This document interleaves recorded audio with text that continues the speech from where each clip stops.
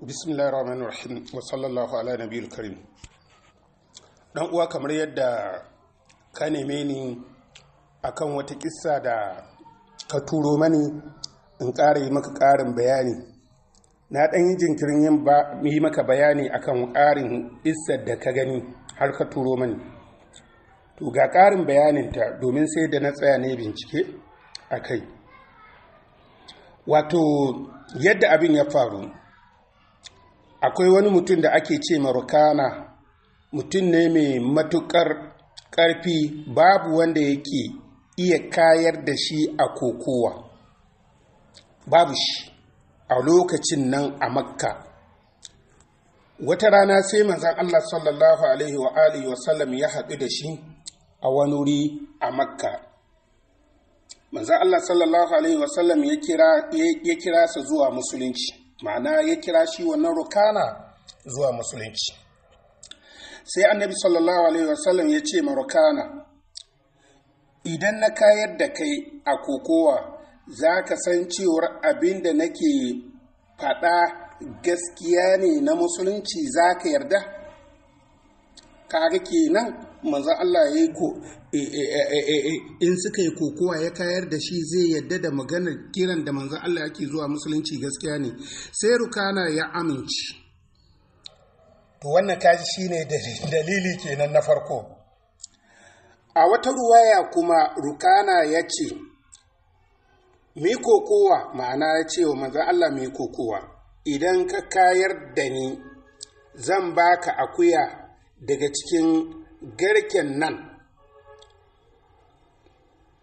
Sai suka yi kokowa, nan take manzan Allah sallallahu alaihi wasallam ya kayar da Rukana. Alhali Rukana ba a taɓa yin kokowa da shi aka kayar da shi ba, sai manzan Allah ya kayar da shi. Rukana ya yi mamaki kwarai, domin babu wanda ya taɓa kayar da shi a ƙasa a wajen kokowa. Sai ya ce a sake, ma'ana a sake bugawa. Annabi sallallahu alaihi wa sallam ya sake kayar da shi karo na biyu. Nan ma Rukana ya ce a sake bugawa. Ya nemi na uku, annabi sallallahu alaihi wa sallam ya kayar da shi. Wannan kaga ya nuna mu'jiza ta annabi sallallahu alaihi wa sallam. Daga nan Rukana ya ce, wallahi babu wanda ya taɓa kayar da ni a kafin ka, ya kai manzan Allah ko ya kai Muhammad. To wannan kenan, wannan ana samun waɗannan maganganu a cikin littattafan sira shahararru. A wasu ruwayoyi an ce daga baya ya musulunta shi Rukana, kuma annabi sallallahu alaihi wasallam ya mayar masa da awakinsa waɗanda ya sharɗanta idan manzan Allah ya kayar da shi zai ba shi akuya. Kuma ya kayar da shi so nawa? So uku. Manzan Allah bai karɓe su ba waɗannan dabbobin. To in kana neman hadisi daga cikin wannan maganganun waɗanda suka zo, domin a nan akwai darussa da ke cikin labarin na manzan Allah sallallahu alaihi wasallam.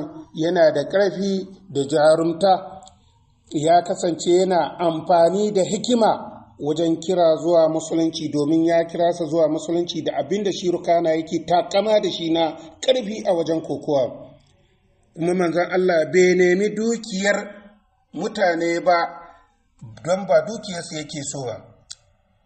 Da Rukana ya ce zai ba shi kuma akuya, shi yasa ya mayar masa da awakinsa. Kuma sannan wannan yana daga cikin mu'ujiza ce da Allah ya taimaki annabin rahama da ita.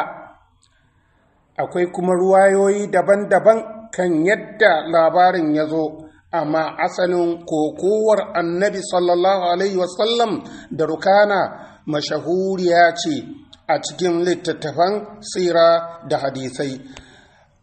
Wannan hadisi na Rukana na kokowa, sai a duba, akwai hadisi na ainihin Abdullahi ɗan Abbas wanda ya ce, anna Rukanata sara annabiya sallallahu alaihi wasallam fasara'ahu an-nabiy sallallahu alaihi wasallam.